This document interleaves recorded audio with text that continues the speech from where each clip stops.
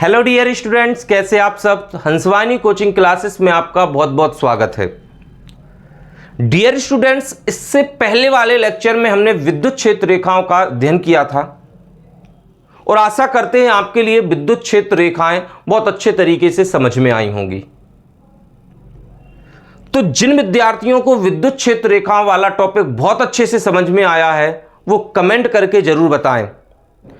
आज एक हम नए टॉपिक की शुरुआत करने वाले हैं जिसका नाम है विद्युत द्विध्रुव।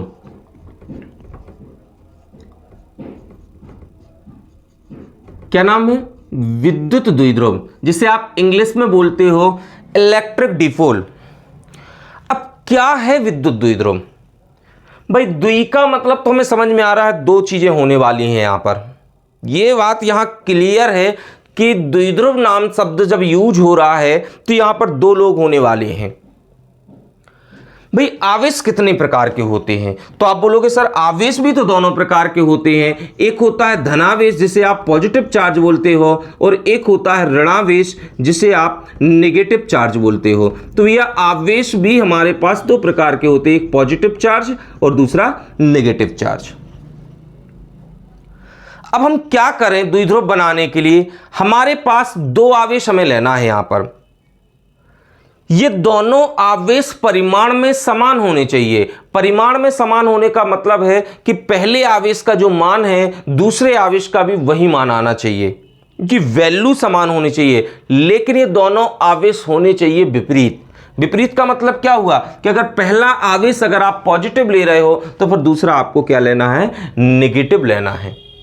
बात समझ रहे हो आप? हमने आपसे बोला कि हमारे पास दो आवेश हैं, दोनों परिमाण में समान है। पहला भी अगर 5 कूलाम है तो दूसरा भी कितना है? 5 कूलाम ही है। बस फर्क इतना है कि पहला पॉजिटिव है तो दूसरा नेगेटिव है, या पहला नेगेटिव है तो दूसरा पॉजिटिव है। तो यदि दो समान परिमाण के लेकिन कैसे विपरीत बिंदु आवेश होने चाहिए, मतलब आवेश रुके होने चाहिए, बहुत छोटे होने चाहिए।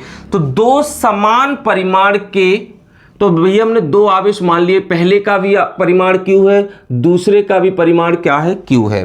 बस लेकिन ये दोनों विपरीत हैं, मतलब एक नेगेटिव है तो दूसरा क्या है? पॉजिटिव है। और यदि हम ऐसे दो समान परिमाण के विपरीत बिंदु आवेशों को एक दूसरे से बहुत कम दूरी पर रख देते हैं तो ऐसी संरचना को हम विद्युत द्विध्रुव कहते हैं। बड़ी सिंपल सी बात है कि हमारे पास दो आवेश होने चाहिए जो परिमाण में क्या है? समान है, लेकिन दोनों के दोनों विपरीत होने चाहिए। अगर पहला पॉजिटिव है तो दूसरा आपका नेगेटिव है, और इन दोनों को हम कुछ दूरी पर रख देते हैं, जो दूरी बहुत कम होनी चाहिए। ऐसी जो रचना बनेगी उससे हम विद्युत द्विध्रुव कहते हैं। बात समझ में आ रही है ना? तो परिभाषा भी अपन क्या बनाएंगे? यदि दो, बहुत इजी तरीके से समझना है आपको, कोई भी समस्या है आप कमेंट करके बताएं, आपके लिए हर एक बात बहुत इजी तरीके से समझाई जाएगी। हमने आपसे क्या बोला? यदि दो कितने होने चाहिए आवेश? दो। यदि दो समान परिमाण, समान उनके क्या होने चाहिए? परिमाण, तथा यदि दो समान परिमाण तथा विपरीत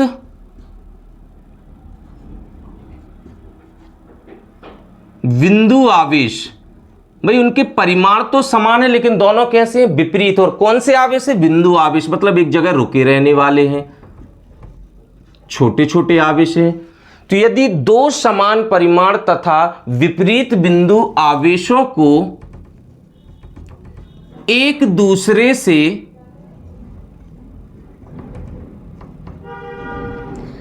अति अल्प दूरी पर, अति अल्प का मतलब बहुत कम दूरी पर, अति अल्प दूरी पर रख दिया जाए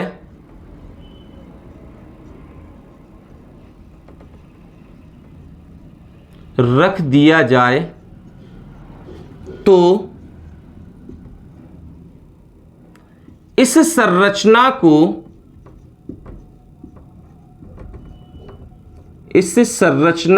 क्या बोलते हैं हम? विद्युत द्विध्रुव कहते हैं। इस संरचना को हम विद्युत द्विध्रुव कहते हैं।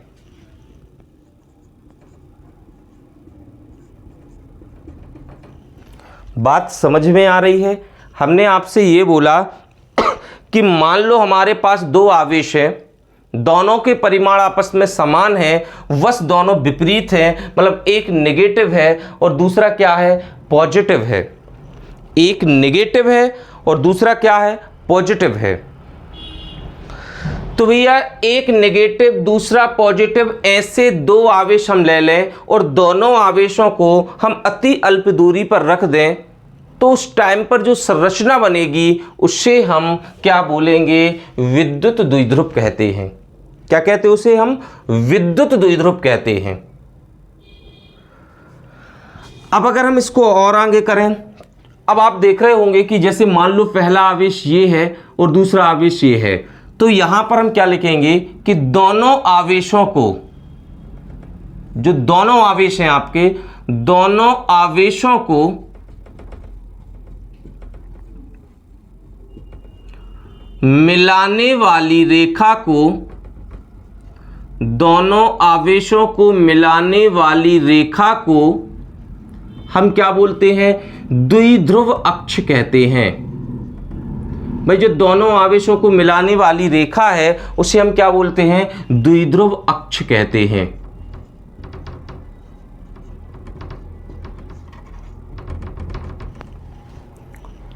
हमारे पास जो भी आवेश हैं उन दोनों आवेशों को जो मिलाने वाली रेखा होगी उसे हम क्या बोलेंगे? द्विध्रुव अक्ष। आप देख रहे हो ये पहला आवेश है, ये दूसरा आवेश है और दोनों आवेशों को मिलाने वाली रेखा आपको ये दिख रही है, तो इस रेखा को हम उसकी द्विध्रुव अक्ष कहेंगे। क्या कहते हैं उसे? हम द्विध्रुव अक्ष कहते हैं। बात समझ में आ रही है? तो ये होता है हमारा क्या? विद्युत द्विध्रुव।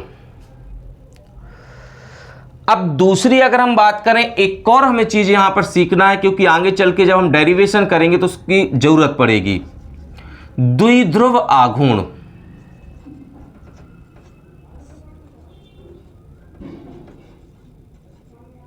किसके बारे में सीखना हमें? द्विध्रुव आघूर्ण। देखो बेटा, विद्युत द्विध्रुव तो आप समझ गए। अब उस द्विध्रुव का हमें आघूर्ण समझना है कि द्विध्रुव का आघूर्ण क्या होता है। तो बेटा किसी भी विद्युत द्विध्रुव का जो आघूर्ण होता है, हमारे पास कोई विद्युत द्विध्रुव दिया है और उस विद्युत द्विध्रुव का कितना आघूर्ण होगा, वह किसी एक आवेश ले लो, जो भी आपको विद्युत द्विध्रुव दिया है उसका आप कोई भी एक आवेश उठा लो, एक आवेश तथा दोनों आवेशों के बीच की दूरी का आप क्या कर दो? गुणा कर दो, तो जो भी आपको मान मिलने वाला है उसको हम विद्युत द्विध्रुव आघूर्ण कहते हैं। हमने आपसे क्या बोला कि आपके पास जो विद्युत द्विध्रुव दिया गया है उस विद्युत द्विध्रुव का किसी एक आवेश को ले लो। आप आवेश वैसे ही दोनों इसके समान होते हैं, तो उस आवेश के साथ, किसी एक आवेश के साथ उन दोनों आवेशों के बीच की दूरी का गुणा कर दो और बीच की दूरी का गुणा करने के बाद जो आपको मान मिलने वाला है, जो आपको वैल्यू प्राप्त होगी, उससे हम क्या बोलते हैं? द्विध्रुव आघूर्ण कहते हैं। तो हम इसकी परिभाषा कैसे बनाएंगे? रटना नहीं है, एक एक बात समझो। यदि किसी, यहां पर लिखेंगे किसी विद्युत द्विध्रुव, यदि किसी विद्युत द्विध्रुव किसी विद्युत द्विध्रुव आघूर्ण, किसी विद्युत द्विध्रुव आघूर्ण का परिमाण या किसी विद्युत द्विध्रुव आघूर्ण का, चलो परिमाण ही लिख लेते हैं, परिमाण मतलब उसका मान, किसी विद्युत द्विध्रुव आघूर्ण का परिमाण एक आवेश, अब एक आवेश क्या, जो भी आपने विद्युत द्विध्रुव में आवेश लिए उसका कोई एक आवेश ले लो, वैसे ही दोनों आवेश समान होने वाले हैं, तो एक आवेश तथा दोनों आवेशों के, एक आवेश तथा दोनों आवेशों की बीच की दूरी, दोनों आवेशों के बीच की दूरी के गुणनफल के बराबर होता है।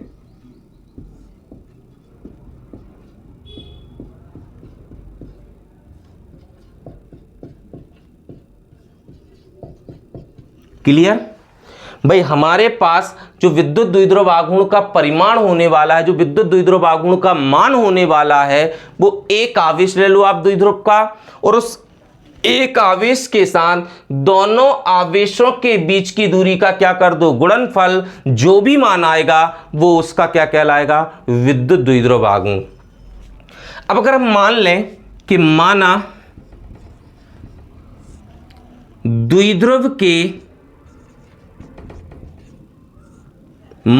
द्विध्रुव के आवेश माइनस क्यू और प्लस क्यू है, तथा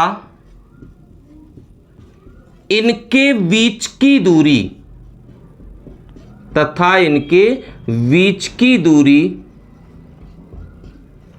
टू ए है। आप कुछ भी मान सकते हो बेटा, हमने 2a इसलिए मानी है क्योंकि आगे चल के जब हम न्यूमेरिकल करेंगे, आगे चल के हम एक डेरिवेशन भी करने वाले हैं, तो ये 2a आधा होता है। अब a मानोगे तो a/2 आधा होगा। इससे बेहतर है कि आपके लिए काटा पीटी में ज़्यादा समस्या ना आए तो 2a मान लो, 2a का आधा करोगे तो a बचेगा। तो दोनों आवेशों के बीच की दूरी हमने क्या मान ली, 2a है। और जब दोनों आवेशों के बीच की दूरी 2a है तो जो द्विध्रुव आघूर्ण होगा, दोनों आवेशों के बीच की अगर दूरी कितनी है, 2a है, तो जो क्या होगा, जो द्विध्रुव आघूर्ण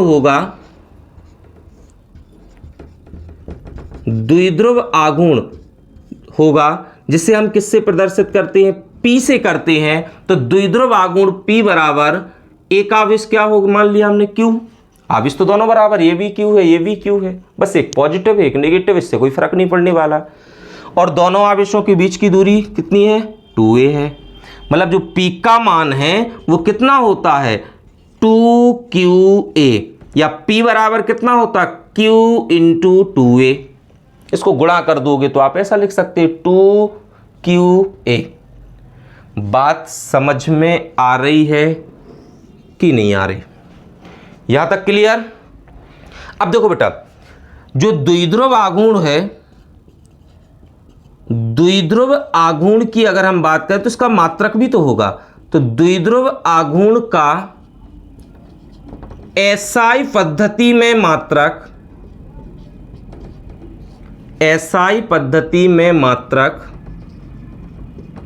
क्या होगा भाई, आप समझो, इसका मात्रक इन दो लोगों पर निर्भर करेगा। और क्या होगा, Q मतलब क्या है, आवेश, तो आवेश का मात्रक क्या होता है, कूलाम।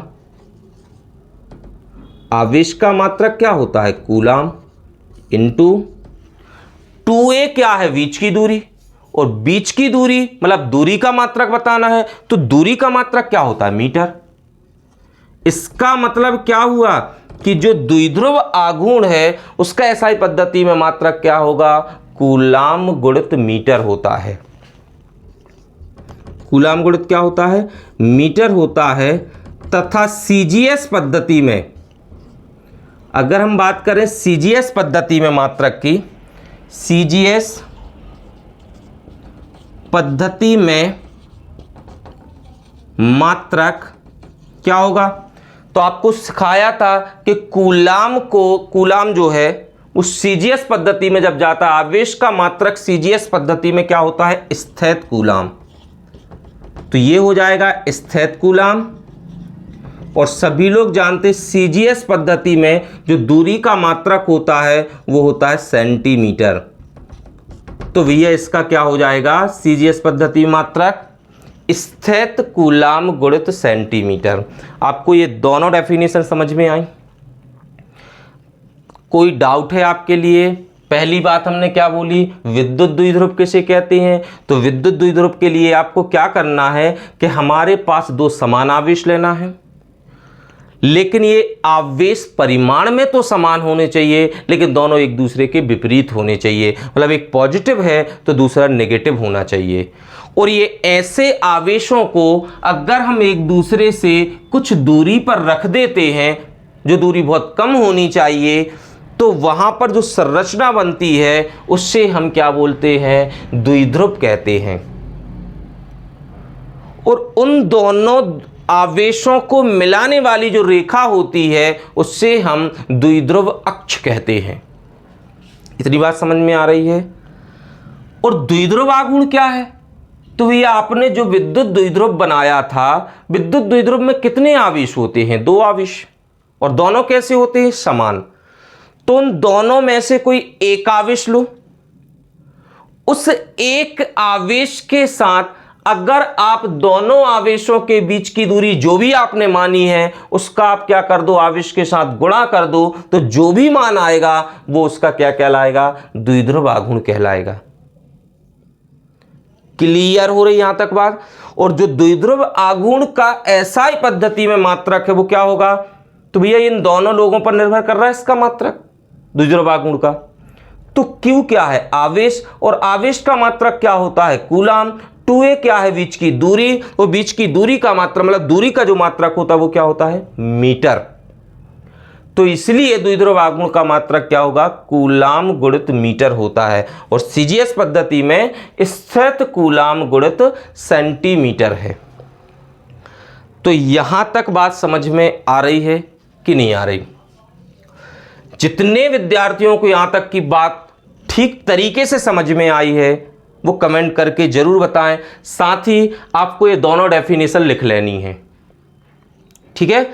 इसके बाद अगर हम बात करें तो मोस्ट इंपॉर्टेंट टॉपिक शुरुआत करने वाले हैं हम, और ये बोर्ड एग्जाम से भी बहुत इंपॉर्टेंट होने वाला है।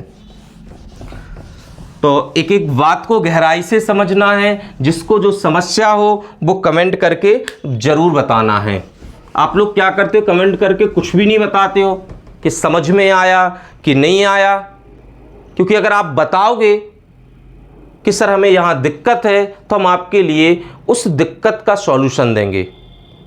और अगर आप बताते हो नहीं सर हमें बहुत अच्छे से समझ में आया, तो इससे हम क्या होता है कि हमारा मोटिव बढ़ता है। तो इसलिए आपको कमेंट करके जरूर बताना है कि आपको बात समझ में आ रही है कि नहीं आ रही है। तो बेटा जो विद्युत द्विध्रुव होता है, जो आपका क्या होता है, विद्युत द्विध्रुव होता है, इस विद्युत द्विध्रुव के कारण हम दो प्रकार से किसी बिंदु पर विद्युत क्षेत्र की तीव्रता ज्ञात कर सकते हैं।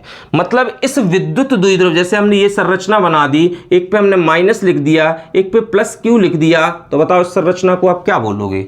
अब भी तो पढ़ा है, क्या बोलेंगे हम इसे? विद्युत द्विध्रुव। और इस विद्युत द्विध्रुव के कारण भाई आवेश है तो यहां विद्युत क्षेत्र तो बनने वाला है। तो इस विद्युत द्विध्रुव के कारण किसी बिंदु पर जो विद्युत क्षेत्र की तीव्रता ज्ञात करनी है वो हम दो तरीके से निकाल सकते हैं। एक कहलाती है अनुदैर्घ्य, एक स्थिति क्या होती है, अनुदैर्घ्य अथवा अक्षीय स्थिति। मोस्ट इंपॉर्टेंट होने वाला है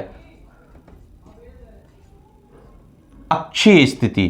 विद्युत द्विध्रुव के कारण जो हम विद्युत क्षेत्र की तीव्रता ज्ञात करेंगे वो दो स्थितियों में ज्ञात करते हैं। पहली स्थिति है अनुदैर्घ्य अथवा अक्षीय स्थिति, और दूसरी है अनुप्रस्थ अथवा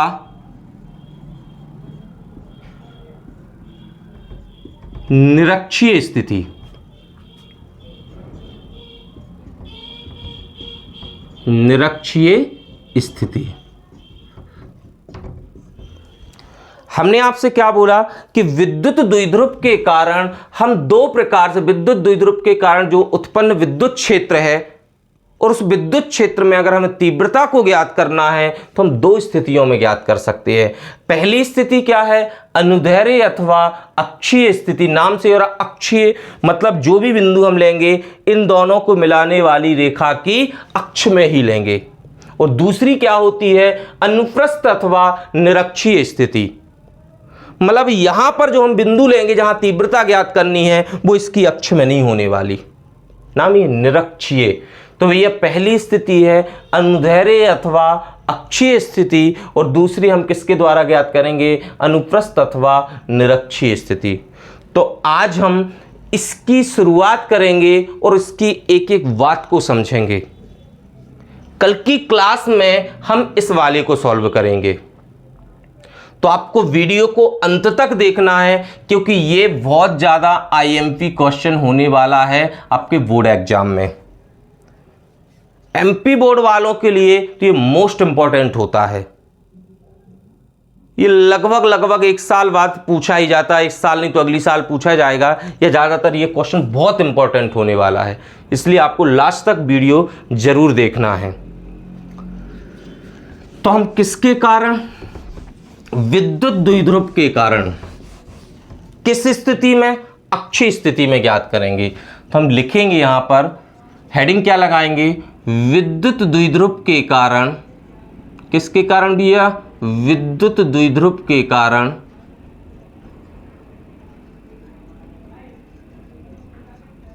किस स्थिति में? अक्षीय स्थिति में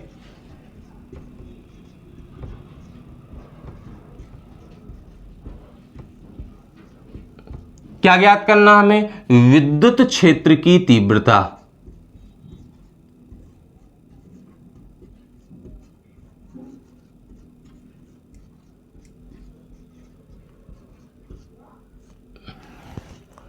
विद्युत द्विध्रुव के कारण अक्षीय स्थिति में हमें क्या ज्ञात करनी है? विद्युत क्षेत्र की तीव्रता।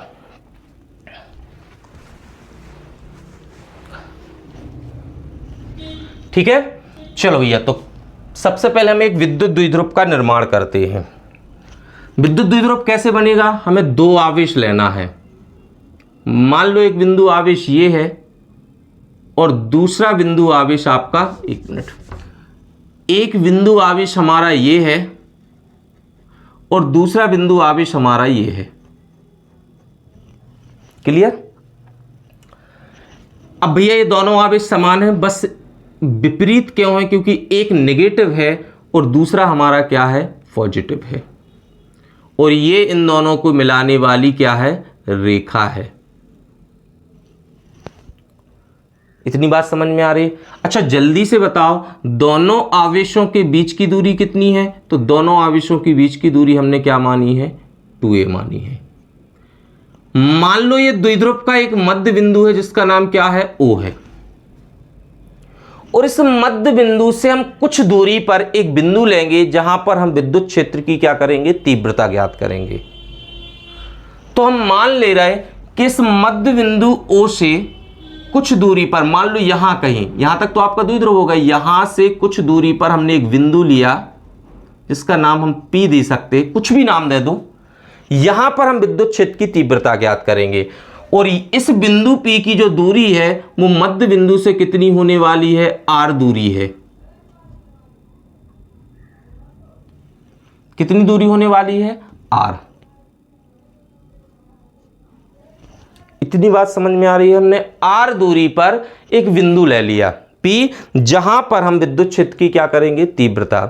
अब आप बताइए कि जब ये मध्य बिंदु हमने ले लिया तो ये 2a टोटल दूरी थी, यहां से इतनी कितनी बची? a, और यहां से ये कितनी बची? a। तो दोनों मिलाएंगे तो ज्यों की त्यों कितनी हो जाएगी? 2a। इतनी बात आपको आ रही समझ में? अब यहां पर आपने किसी आवेश को रखा होगा और वो आवेश क्या होता? परीक्षण आवेश। और आप सभी लोग जानते हैं कि भैया जब हमने इस पे यहां पर एक बिंदु लिया होगा तो इस परीक्षण आवेश पर बल लगेंगे, विद्युत क्षेत्र उत्पन्न होगा और विद्युत क्षेत्र की दिशा हमेशा धनात्मक आवेश के द्वारा लगने वाले बल की ओर होती है। तो यहां तक की बात आप लोगों को समझ में आ रही है? कोई दिक्कत? चलो यहां देखें, तो इसके बारे में हम क्या लिखेंगे कि माना चित्र में एक विद्युत द्विध्रुव प्रदर्शित है। माना चित्र में, भी पेपर में आपको बिल्कुल ऐसे ही लिख के आना है, आपके एक भी नंबर कटने वाले नहीं है। माना चित्र में एक विद्युत द्विध्रुव प्रदर्शित है।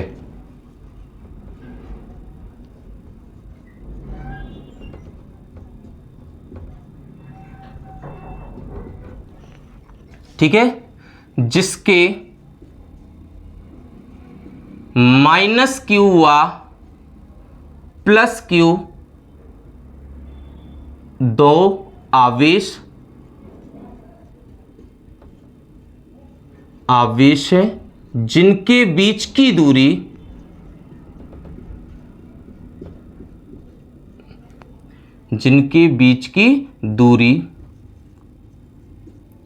a है।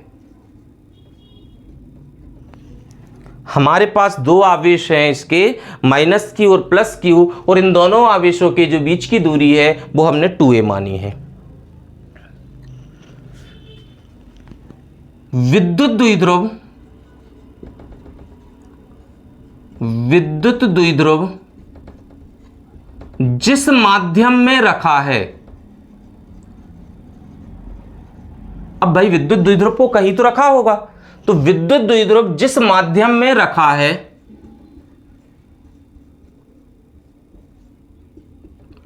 उसका परावैद्युतांक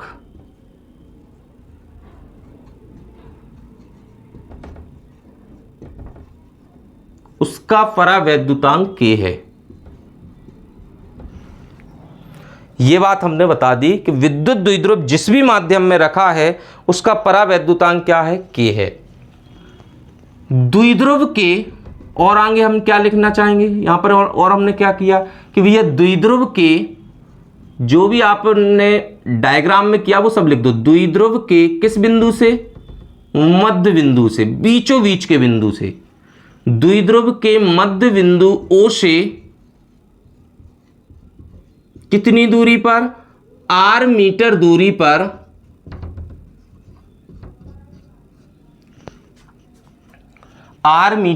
पर एक बिंदु P है। भाई द्विध्रुव का मध्य बिंदु O लिया, उस मध्य बिंदु O से हमने r मीटर दूरी पर एक बिंदु क्या ले लिया? P, और इस बिंदु P पर ही तो हमें क्या करनी है? विद्युत क्षेत्र की तीव्रता की गणना। एक बिंदु P है जिस पर हमें किस स्थिति में? अक्षीय स्थिति में विद्युत क्षेत्र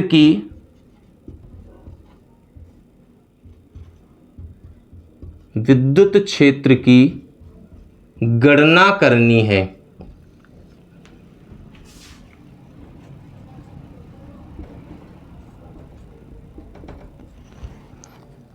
यहां तक बात समझ में आई? ये आपने थ्योरी लिखी कि ये हमारे पास एक विद्युत द्विध्रुव था, उस विद्युत द्विध्रुव के दो आवेश थे, एक -q और एक +q। ठीक है, और जिनके बीच की दूरी कितनी थी? 2a। विद्युत द्विध्रुव जहां भी रखा है उस माध्यम का परावैद्युतांक हमने क्या मान लिया था? K मान लिया था। ठीक है, और उस द्विध्रुव के मध्य बिंदु O से r मीटर दूरी पर एक बिंदु हमने P लिया था, और उस बिंदु P पर ही तो हमें विद्युत क्षेत्र की तीव्रता की क्या करनी है? गणना। किस स्थिति में? अक्षीय स्थिति में। यहां तक आपके लिए बात समझ में आ रही है? अब देखो आगे, भाई आप इन दूरियों को भी तो निकाल लें। चलो इस विद्युत द्विध्रुव के बिंदु मान ले रहे अपन, इसको A मान ले रहे, और यहां पर जो दूसरा आवेश रखा है उसको हम B मान ले रहे। तो अपन यहां पर क्या लिखेंगे? चित्र से स्पष्ट है चित्र से स्पष्ट है कि AP का मान कितना होगा। AP मतलब A से लेकर P तक की दूरी कितनी होगी, बताओ जल्दी से। A से लेकर P तक की दूरी कितनी होगी भाई, आपको पता यहां से लेकर यहां तक की तो कितनी है, R है। अब हमें तो यहां से चाहिए यहां तक की, तो आप बोलोगे सर R ये है और यहां से लेकर यहां तक की A ये है, तो क्या A से लेकर P तक R और प्लस कौन कर दो A, तो टोटल कितनी हो जाएगी R प्लस A मीटर। बात समझ में आ रही है भाई, यहां से लेकर यहां तक थी R और यहां से लेकर यहां तक थी A, तो A से लेकर टोटल P तक क्या हो जाएगी R प्लस स्मॉल a, तो AP बराबर R प्लस स्मॉल a। अगर हम BP की बात करें तो BP बराबर दूरी क्या है,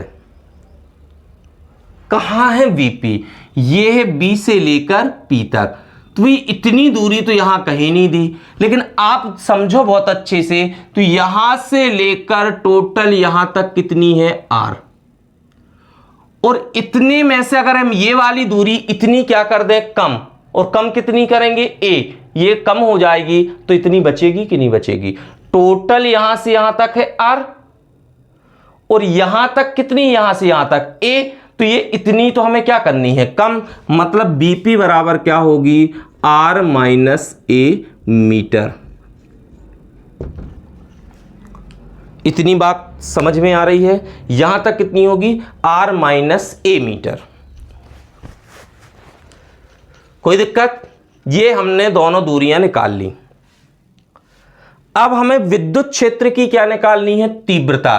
तो भैया यहां कितने आवेश है, एक प्लस Q आवेश है और एक कौन है माइनस Q आवेश है, तो एक हम प्लस Q के कारण तीव्रता निकालेंगे और एक माइनस Q के कारण निकालेंगे, क्योंकि द्विध्रुव पर तो दो आवेश हैं, तो दोनों आवेश अपनी अपनी अलग अलग तीव्रता देंगे, और जब हम दोनों आवेशों की तीव्रता निकालेंगे फिर इकट्ठे हम विद्युत द्विध्रुव की ज्ञात करेंगे। तो पहले हम किसके कारण, प्लस Q आवेश के कारण, प्लस Q आवेश के कारण विद्युत क्षेत्र की तीव्रता,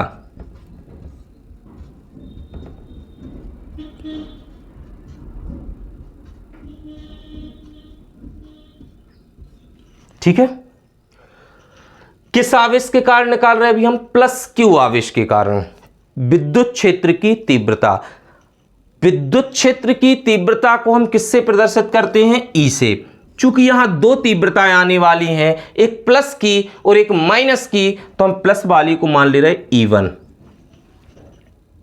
और याद करो किसी एक बिंदु आवेश के कारण जो हमने तीव्रता आपको पढ़ाई थी पिछले वाले लेक्चर में, आप पिछले लेक्चर देखें, लेक्चर नंबर 6 पे आप जाओगे तो वहां पर आपको बिंदु आवेश के कारण विद्युत क्षेत्र की तीव्रता मिल जाएगी। तो वो क्या पढ़ी थी आपने, 1/4 पाई एप्सिलॉन नॉट, ये पढ़ी थी ना, Q अपॉन क्या थी R स्क्वायर, जो भी आवेश है और R क्या थी उनके बीच की दूरी थी। इतनी बात समझ में आ रही है। तो यहां पर भी हम वही करेंगे, किसकी क्या होगी 1/4 पाई एप्सिलॉन नॉट, और माध्यम का परावैद्युतांक क्या है K, तो साथ में रहेगा K। आवेश Q है, क्योंकि दोनों आवेश की वैल्यू समान है, तो आवेश क्या है Q, और बीच की दूरी अगर हम देखें प्लस Q आवेश से, तो प्लस Q आवेश से बीच की दूरी जो P तक की है उसका नाम क्या है VP। क्या नाम है VP, और उस पर हमें क्या लगाना है स्क्वायर।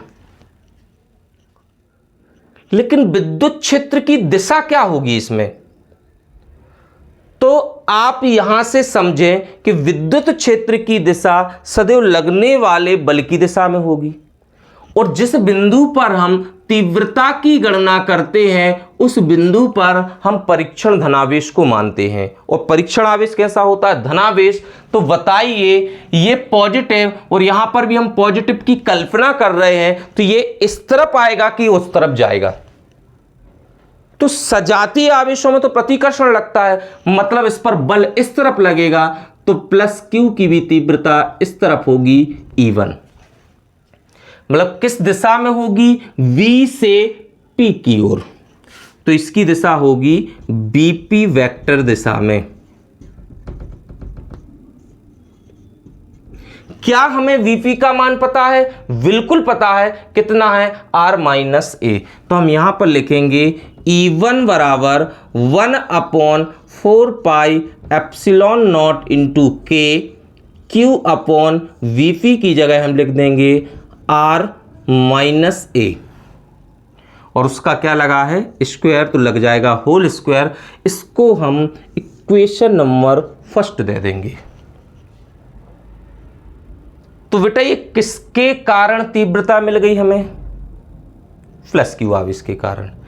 ऐसे हम किसके द्वारा निकालेंगे? माइनस क्यू आवेश के द्वारा। चलो यहां तक की बात समझ में आ रही है। यहां से हम साफ कर दे इसको। चलो यहां देखें,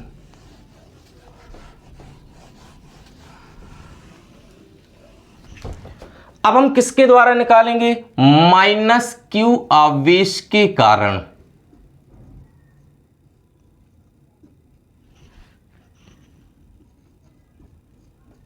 क्या निकालना है? विद्युत क्षेत्र की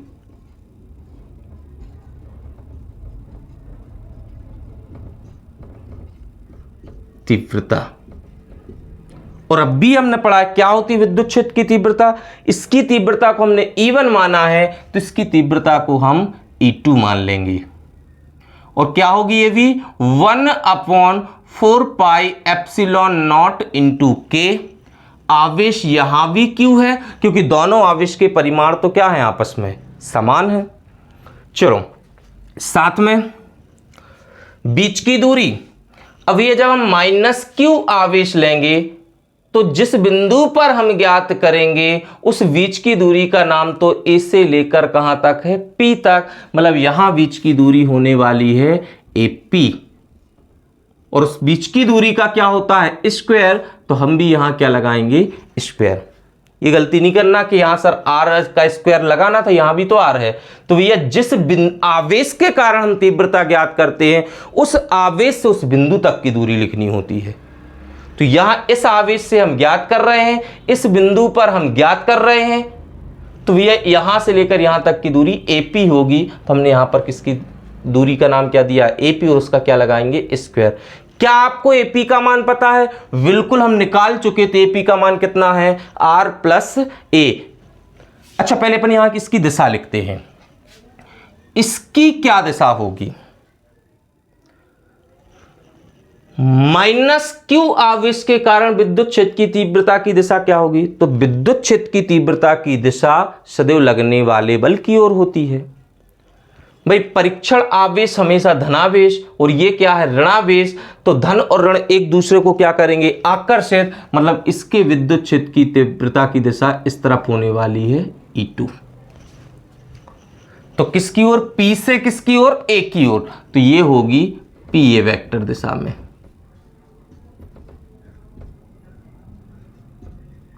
पहले बताओ यहां तक की बात आपको क्लियर हो रही है? ये होगी PA वेक्टर दिशा में। ठीक है, चलो रख दो मान इसका। तो E2 बराबर 1/4 पाई एप्सिलॉन नॉट इंटू क्या चल रहा है आपका? K, Q। AP का मान कितना है? तो AP का मान हम रख देंगे R+A, और उसका क्या लगाएंगे? Whole square. ये आपका आ गया इक्वेशन नंबर सेकेंड। बात समझ में आ रही है? प्लस क्यू के कारण इतनी तीव्रता उत्पन्न हुई, माइनस क्यू के कारण इतनी तीव्रता उत्पन्न हुई।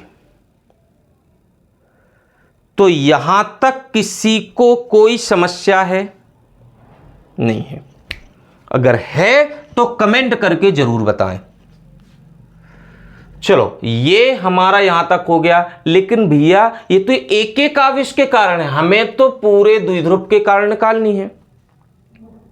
हमें पॉजिटिव अकेले के कारण नहीं निकालनी थी, हमें नेगेटिव अकेले के कारण नहीं निकालनी थी, हमें तो उस पूरे विद्युत द्विध्रुव के कारण निकालनी थी।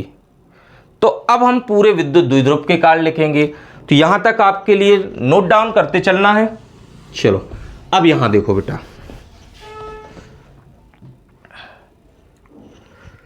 क्या लिखेंगे हम यहां पर?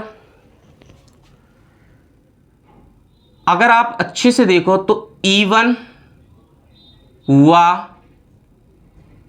E2, जो E1 है और जो E2 है, आ रही बात समझ में? एक ही रेखा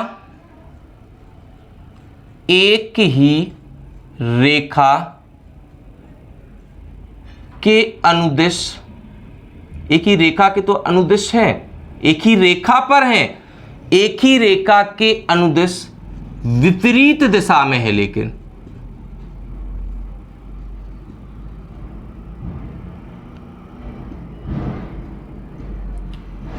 भाई जो विद्युत क्षेत्र की तीव्रता उत्पन्न हुई प्लस क्यू के कारण माइनस क्यू के कारण, तो भैया वो एक ही रेखा पे तो हैं, लेकिन एक दूसरे के ये क्या है, विपरीत दिशा में हैं। आप देख रहे हैं E1 उस तरफ है और E2 इस तरफ है।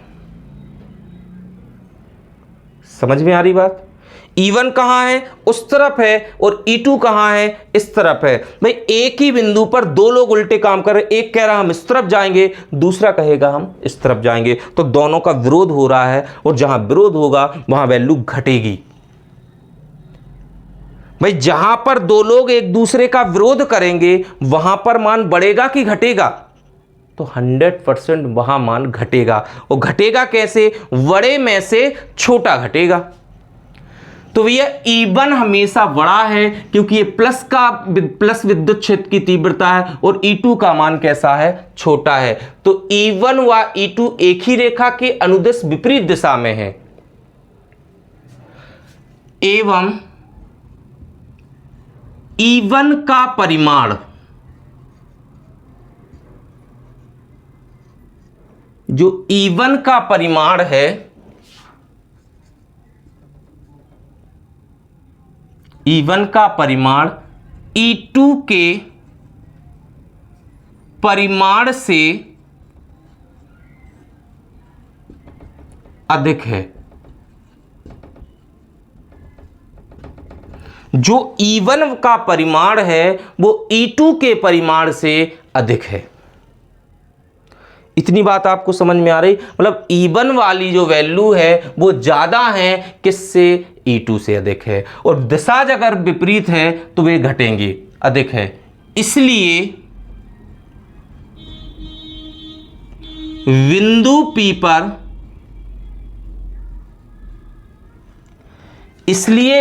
P पर परिणामी विद्युत क्षेत्र की तीव्रता, इसलिए बिंदु P पर परिणामी विद्युत क्षेत्र की तीव्रता,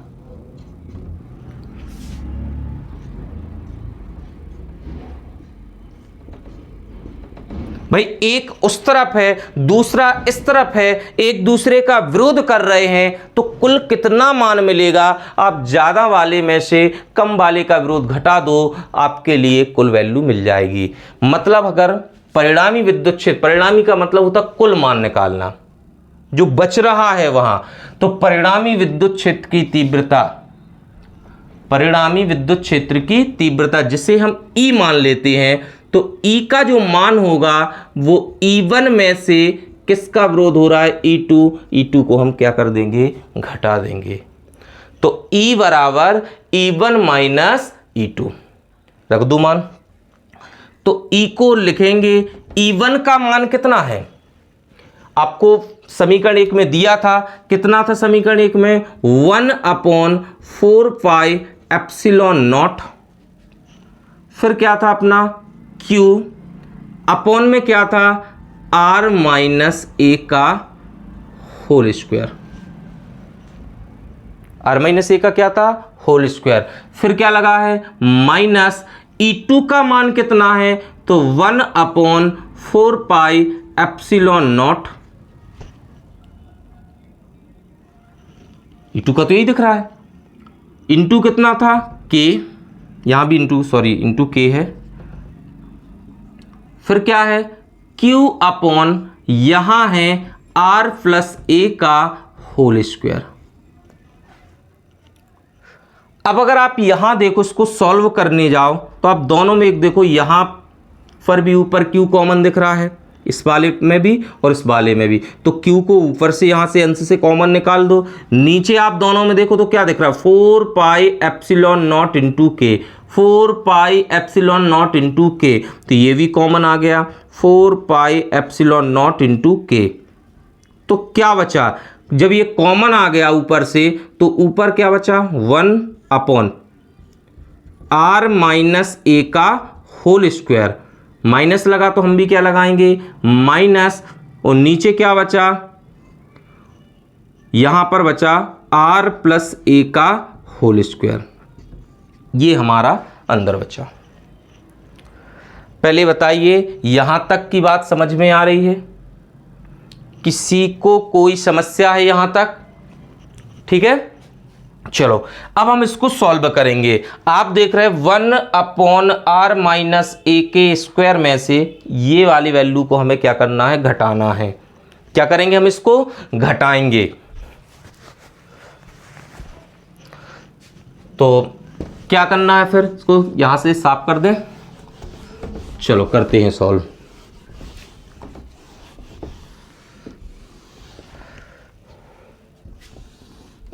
चलो घटाइए, E चल रहा तो हम क्या लिखेंगे, E इक्वल क्या है, Q अपॉन 4πε0 इंटू K। चलो अंदर क्या है, अब देखना इनको घटाना है इस वाले में से, तो आप क्या करो, एलसीएम ले लो, नहीं तो इसका गुणा इस तरफ और इसका गुणा इस तरफ, मतलब r प्लस ए के होल स्क्वायर का गुणा 1 में करेंगे तो ज्यों का त्यों आएगा r प्लस ए का होल स्क्वायर, माइनस लगा तो माइनस, इसका इस तरफ करेंगे तो ये भी आएगा r माइनस ए का होल स्क्वायर, और अपॉन में क्या आएगा, तो अपॉन में इन दोनों का गुणा कर दो नीचे, मतलब क्या होगा, r माइनस ए का होल स्क्वायर और r प्लस ए का होल स्क्वायर। चलो करो सॉल्व इसको, तो ये आएगा Q upon 4πε0 into K, Q upon 4πε0 into K।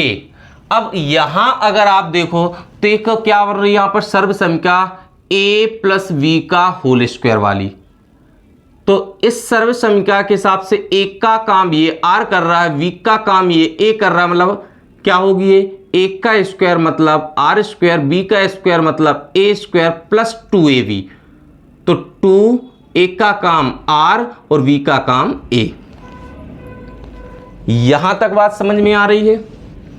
फिर क्या लगा हुआ है, माइनस, तो हम भी क्या लगाएंगे, माइनस, यहां भी लग रही a माइनस वी का होल स्क्वायर, तो ये भी सेम होती, जहां प्लस 2a है वहां माइनस 2a आ जाएगी, तो r square plus a square minus 2ra। और यहां पर आप देखोगे तो ये दोनों गुणा में है, मतलब इसको हम लिख सकते हैं r माइनस ए का होल, r माइनस ए, और ये कितना r प्लस ए, और इकट्ठा हम होल पावर लगा सकते हैं 2 की। यहां तक बात समझ में आ रही है। भाई अलग अलग थे, हमने इनको इकट्ठा कर दिया r माइनस ए, क्योंकि ये तो केस में है। भाई अब इसको हल करोगे तो ये इस पे भी पावर है और इस पे भी पावर है, मतलब ये वाला पद जो होगा तो मिल जाएगा। हल करवाएंगे तो ये चलेगा Q अपॉन 4πε0 इंटू K। ये क्या चल रहा है अपना, r स्क्वायर प्लस क्या चल रहा है, a स्क्वायर प्लस क्या चल रहा है 2ra। अब ये माइनस लगा, माइनस का अंदर गुणा होगा तो ये प्लस का है वो माइनस में हो जाएगा, जो माइनस का है वो प्लस में, तो ये माइनस का हो गया r स्क्वायर प्लस माइनस का ये माइनस का हो गया ए स्क्वायर, माइनस माइनस का हो गया प्लस, और ये कितना चल रहा है 2RA अपॉन एक और सर्वसम क्या होती है ए माइनस बी ए प्लस बी। आपको याद होगा ए स्क्वायर माइनस बी स्क्वायर बराबर क्या होता है ए माइनस बी और ए प्लस बी। तो क्या ये सेम नहीं है ए प्लस बी ए माइनस बी, तो ऐसी उसकी जगह हम क्या लिख सकते ए स्क्वायर, मतलब यहां ए का काम कर रहा है आर, तो R square minus A square. Clear? चलो आगे बढ़े। तो ये कुछ सर्वसमीकरण हैं, क्लास 12 के हिसाब से नॉर्मल चीजें हैं। अब ये नहीं कि हमें ये कुछ नहीं आ रहा समझ में, यहां पर पता नहीं ये कौन सी सर्वसमीकरण लग गई, तो ये क्लास 12th में हो आप, ये नॉर्मल सी चीजें हैं कि ये बननी चाहिए आप पे। अब हल करो इस पे। आर ये देखो स्क्वायर प्लस का है, आर स्क्वायर ये देखो माइनस का है, ए स्क्वायर देखो ये प्लस का है, ए स्क्वायर देखो ये माइनस का है। तो अंदर क्या बच रहा है, ये क्यू तो चल ही रहा है, फिर साथ में आप देख रहे हो तो 4 पाई एप्सिलॉन नॉट इंटू के, यहां 2RA और प्लस 2RA, मतलब टोटल हो गया 4RA upon R square minus A square. इतनी बात समझ में आ रही है कि नहीं आ रही है? R square minus A square, sorry यहां पर ये था, साथ में इस पे भी स्क्वायर लगा था, तो ये भी क्या चलेगा स्क्वायर। यहां तक समझ में आया? किसी को कोई डाउट है? चलो अब देखो यहां पे, अब यहां मुख्य काम है अपना Q अपॉन, क्या इसको हम ऐसे लिख सकते हैं? कैसे? ये Q को हम इसके साथ भेज दें तो ये हो जाएगा, यहाँ Q जब यहाँ जाएगा तो यहाँ 1 बचेगा, तो 1 अपॉन 4 पाई एप्सिलॉन नॉट। अच्छा 4 की अगर हम बात करें तो 4 को हम तोड़ सकते हैं, 2 लिख सकते हैं, 2 के साथ हमने यहां पर R को लिख दिया। अब यहां देखना, यहां 4, चलो 1 मिनट रुको, अभी ये इसको हम लिख सकते 2 इंटू 2, फिर कितना है Q को हमने यहां भेज दिया Q, फिर साथ में किसको भेज दिया A, और साथ में कौन था यहां पर R, ये सब गुणा में थे ना, 2 इंटू 2, तो 2 दूनी जब के तो कितने हो जाएंगे 4। Q ये गुणा में था तो ये Q लिखा है, A था तो A लिखा है, R था तो R लिखा है, हमने थोड़ा आगे पीछे बस कर दिया। अपॉन में क्या चल रहा है R square minus A square, ये चल रहा है ना, और यहां पर होल स्क्वायर भी लगा हुआ है, तो यहां पर 1 अपॉन क्या है 4 पाई एप्सिलॉन नॉट इंटू के, यही है ना। याद करो ये 2 है, 2QA, जस्ट पहले अभी आपको हमने द्विध्रुव आघूर्ण पढ़ाया है, और द्विध्रुव आघूर्ण में 2QA किसकी वैल्यू है P की, तो इसकी जगह क्या आ जाएगा P, और साथ में कौन है R, अपॉन में कौन चल रहा है R square minus A square. R square minus क्या है ए स्क्वायर। इतना समझ में आया? ये किसका मान है ई का मान है। अब हम यहां लगाएंगे कंडीशन, क्या लगानी है कंडीशन। आप हमें एक बात बताएं कि जो अपन ने द्विध्रुव बनाया था, इनमें दोनों आवेशों के बीच की दूरी तो बहुत कम होती, अति अल्प होती है,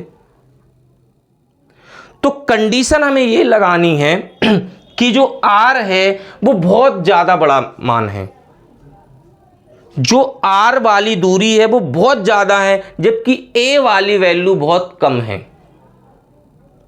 इतनी कम है कि हम इसको गणना में भी नहीं ले सकते हैं। सीधी बात हम आपसे ये बोलें कि अगर मान लो आप मार्केट जाएं और आपने मार्केट से कोई सामान खरीदा है और सामान आपने लिया 1002 रुपए का, तो आप दुकानदार को 1000 भी देते हो तो आप वो बोलता ठीक है कोई बात नहीं, 2 रुपये तो गणना लायक भी नहीं है फिर। लेकिन अगर आपने 3 रुपये का सामान खरीदा है और आप बोलो कि हमें 2 रुपये नहीं देना है, तो क्या वो देगा? तो ऐसे यहां समझ के चलें कि ये जो आर है वो बहुत बड़ी वैल्यू है। किसकी तुलना में? एक की तुलना में। इसलिए एक को हम गणना में ही नहीं लेंगे। मतलब हम यहां कंडीशन लगाएंगे कि चूंकि जो आर है वो बड़ा है, डबल बार हम ग्रेटर देन लगाएंगे। इसका मतलब आर बहुत ज्यादा बड़ा है, आर बड़ा है किससे? ए से। इसलिए आर स्क्वायर की तुलना में आर का मान इतना ज्यादा बड़ा कर दिया हमने ए की तुलना में कि अब ए का कोई मतलब ही नहीं निकला, कोई अस्तित्व ही नहीं निकल रहा। तो आर स्क्वायर की तुलना में ए स्क्वायर का मान नगण्य होगा। नगण्य का मतलब होता है बेटा गणना लायक नहीं, इतना कम मान है इसका कि गणना करने से कोई फर्क नहीं पड़ रहा है, करने या ना करने से, तो नगण्य होगा। और जब आर स्क्वायर का मान नगण्य हो जाए, आर स्क्वायर की तुलना में स्क्वायर का मान अगर नगण्य हो जाएगा तो फिर हम ए स्क्वायर को लिखते ही नहीं है, क्योंकि ये तो गणना लायक भी नहीं है। तो इसको जब हम आगे सॉल्व करेंगे तो इसके आगे का क्या होगा? यहां देखें तो ये ई चल रहा है, ई मतलब कुल वैल्यू उस बिंदु पर विद्युत क्षेत्र की तीव्रता की, अपॉन क्या है? 1/4 पाई एप्सिलॉन नॉट इंटू के, 2PR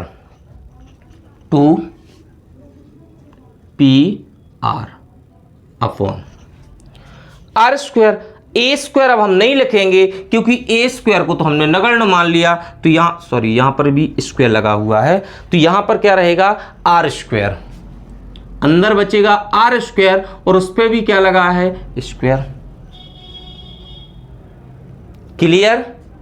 तो ई बराबर 1/4 पाई एप्सिलॉन नॉट इंटू के 2PR अपॉन स्क्वायर के ऊपर स्क्वायर लगा है, मतलब पावर के ऊपर अगर पावर लगी है तो पावर का गुणा हो जाता है, मतलब 2 दूनी 4, मतलब R पावर 4।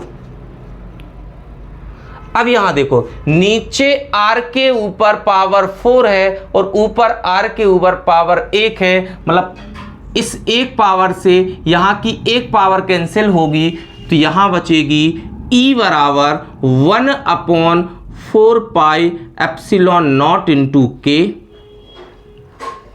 2P अपॉन, यहां तो एक पावर कैंसिल हुई तो R पावर कितनी बची?